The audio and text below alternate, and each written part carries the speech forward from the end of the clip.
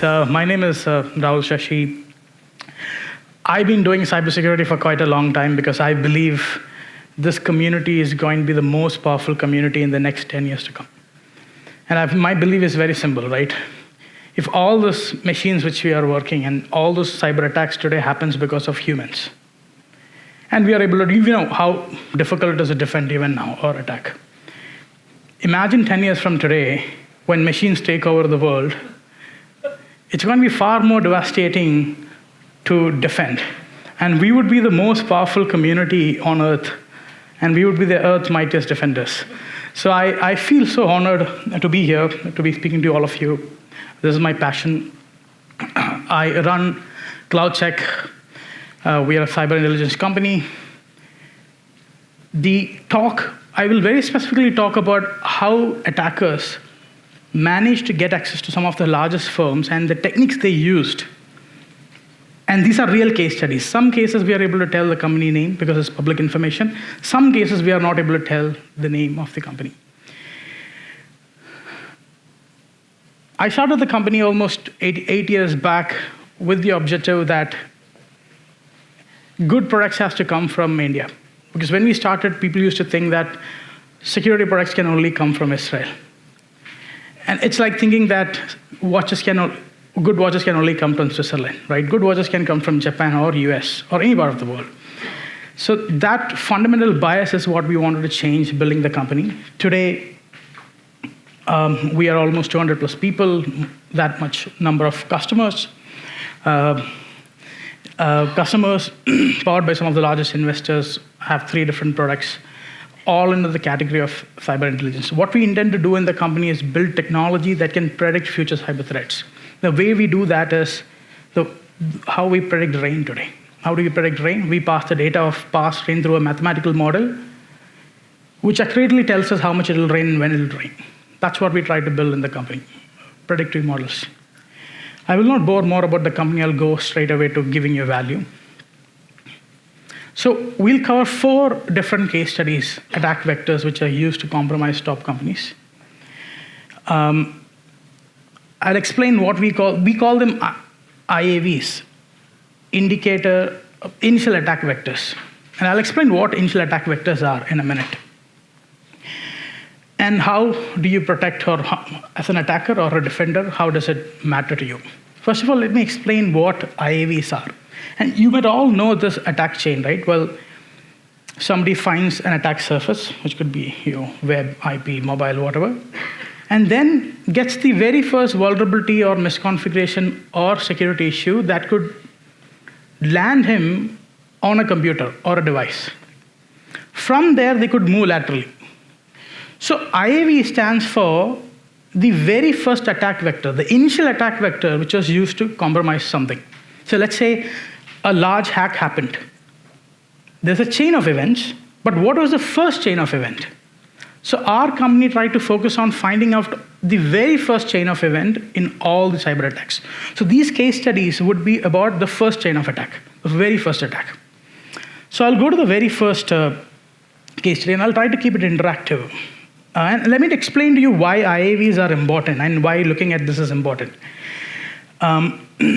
Today, one way of defending against cyber threats is what you call IOC. Some of you would know this. This is called indicators of compromise. This is like basically an IP address or a file hash. The problem with this is an attacker who's attacking from a particular IP address can change that instantly. And good attackers would do that because it's their business model as well. They could change file hashes immediately. So this is not a very good way of defending attacks. But if you look at IAVs, well, this will give you a very good comprehensive coverage. Because if you can figure out the attack vector, the first attack vector, you would be able to stop the attack chain much more easily. So that is why this is more important, because IOCs are very reactive. This is a very proactive approach, which is why we call predictive intelligence in our perspective. So the very first top IAV today is leaked and stolen keys. And you might think this is the most complicated or most difficult thing to find. Let me show you not. We have changed the name of the first case study. This company was a baby monitoring system. It had an app and a device which allowed parents to monitor their kids when they're at home and while the parents are working remotely. So it used to, stream audio, video files so that the parents could see what is happening. The attack vector was that the app had the Alibaba is the cloud service provider, the Alibaba keys were hard-coded in the mobile app. So anybody on the internet could literally go pick the app, and if you could look into it, you could actually find the keys and get access to hundreds of pictures, videos of what was happening in your house, including your infant's information. And this actually affected almost 10,000 users, right? I don't know how many of you know CloudSec Bevigil. It's a free community tool. You could go search the name of any app, and this is for community purposes. On your phone, you would have thousands of apps, hundreds of apps.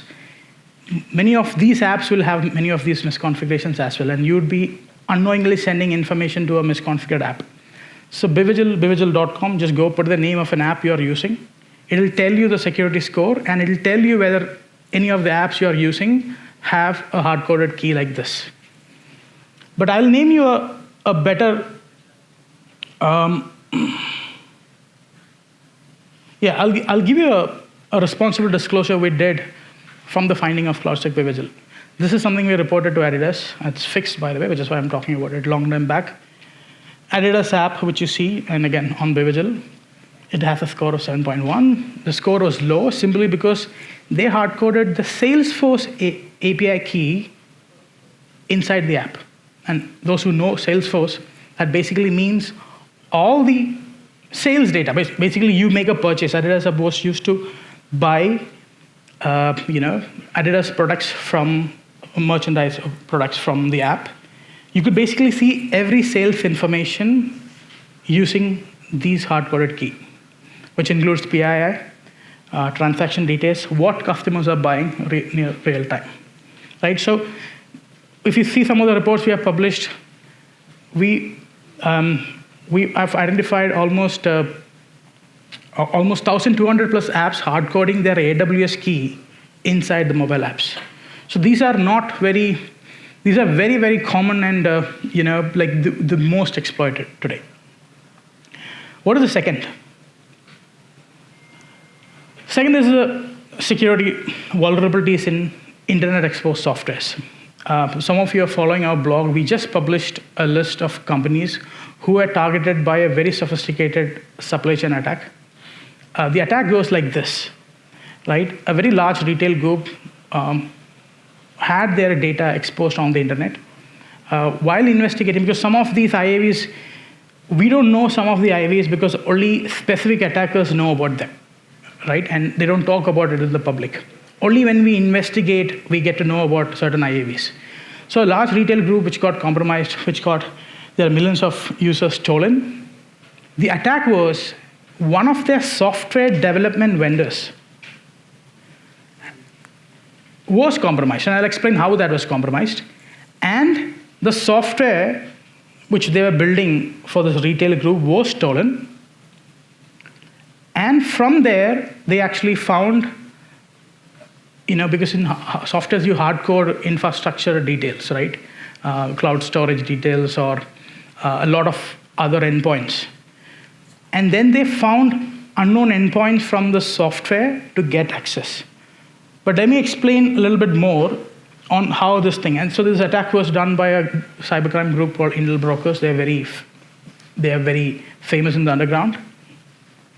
The very first attack was the CVE, which is a Jenkins file read vulnerability.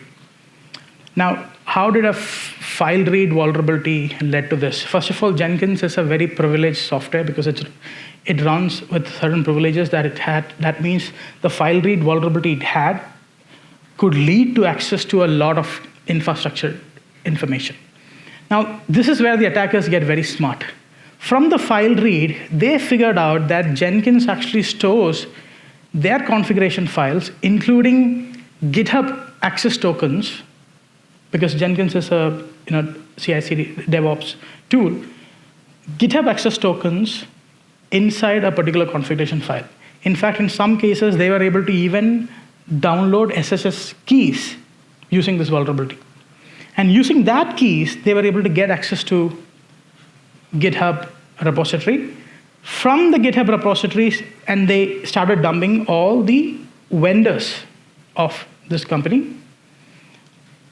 And of course, once you get the software of all the vendors, then you go find more vulnerabilities in it, and then that's how the whole chain happened. So you can read more about it on our blog. Hash 2 is third-party software. And if you look at the other one, it had a combination of software vulnerability and vendor. But this one is very specifically software, third-party vendors. And I don't know if you know about this hack. And if you know, and it's going to be a quiz, you can just shout out from your chair. Does anyone know an Airbus had an incident? An incident happened because one of their vendors. Now, I'm going to show you a bunch of vendors. You can tell me which vendor was used to compromise Airbus data. The very first is SAP. The second was a PLM software called Windchill. The third was Turkish Airlines, which is the airlines, they buy airlines from Airbus. Azure, obviously, the cloud service provider.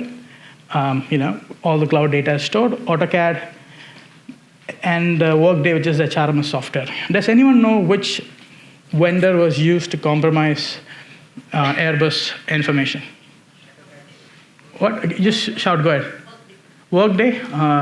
Good try. It could be also, by the way. Huh? SAP?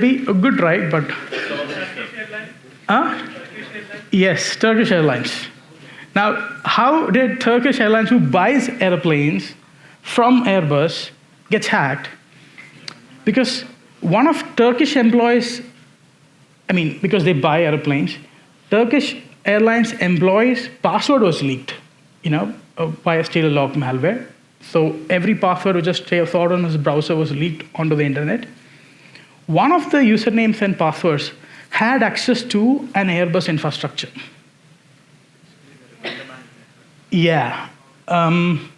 So the attackers used the Turkish Airlines employees' credentials to get access to one of the applications.